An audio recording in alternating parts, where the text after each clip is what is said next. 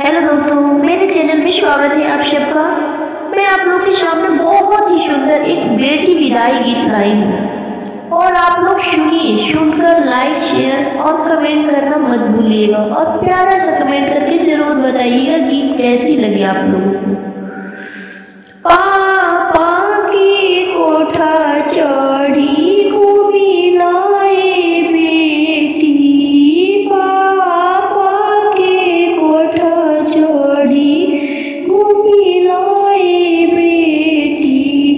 अब कोठा होई है बनवाए बेटी, अब कोठा होई है बनवाए बेटी। मम्मी से बोला बतिया लाए बेटी, मम्मी से बोला बतिया लाए बेटी।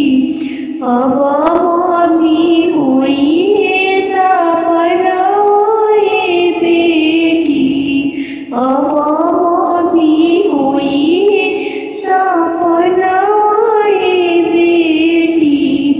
तोहरा बिना कोठा सुना सुना होई जाई, तोहरा बिना कोठा सुना सुना होई जाई।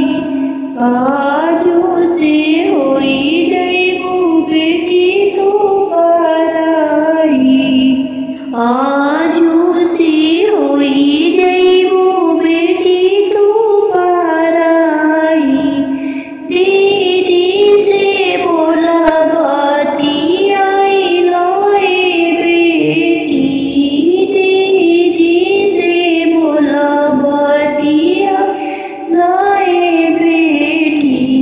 अब दीदी हुई है बनवाए बेटी, अब दीदी हुई है बनवाए बेटी।